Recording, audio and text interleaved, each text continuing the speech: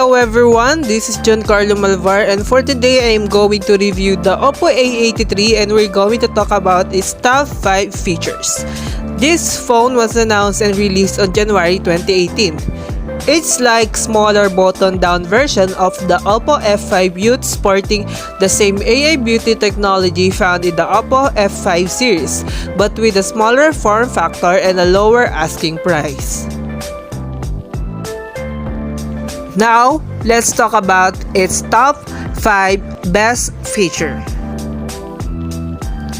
The first great feature of this phone is it has a 5.7-inch HD Plus screen with an 18:9 aspect ratio that Oppo markets are a full screen display like the A5 series. It also has slim top and bottom bezels.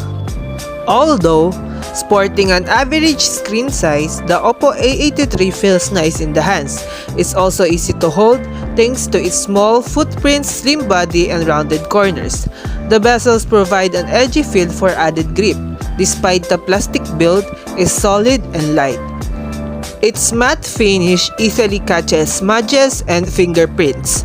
The display itself has decent quality despite the low resolution.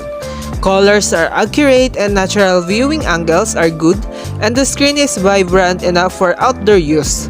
Pixels become noticeable at close range, but that doesn't ruin the whole viewing experience.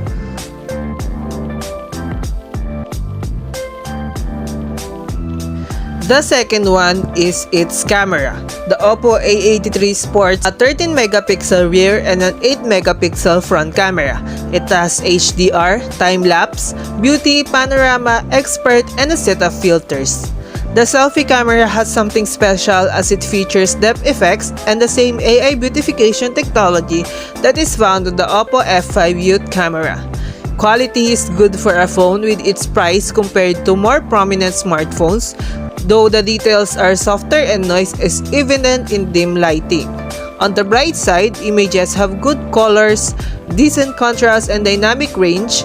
Selfies, on the other hand, have decent quality, although this is where the depth effect in the identification technology kicks in. It was able to identify imperfections and clean them up, but not to the point of erasing your important facial features.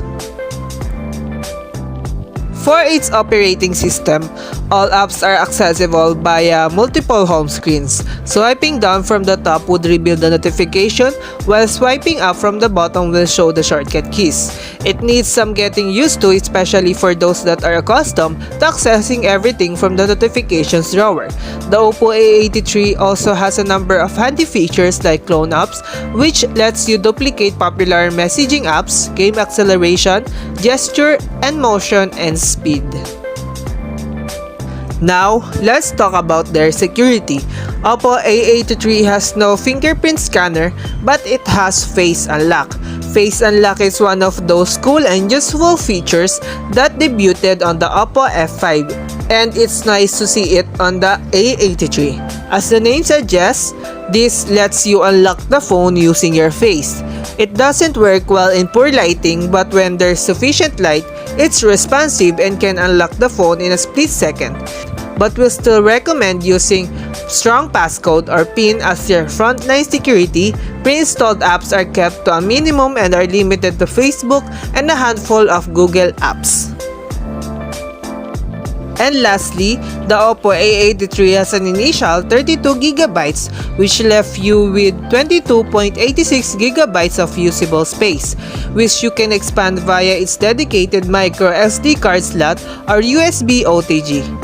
Powering the Oppo A83 is a MediaTek Helio P23 octa-core chipset, Mali G71 MP2 GPU, and 3GB of RAM. It's the same configuration as the Oppo F5 Youth. Performance is smooth when it comes to handling day-to-day tasks, and it didn't stutter when switched between apps.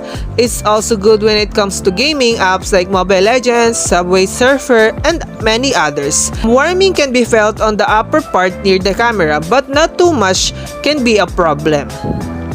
And for its price, you can get it in the market for as low as 2,750 pesos, which is very affordable for a great and high quality phone. And that's the end of this video about the Oppo A83 and its features. I hope you like this video and hit the subscribe button, and see you in our next phone review.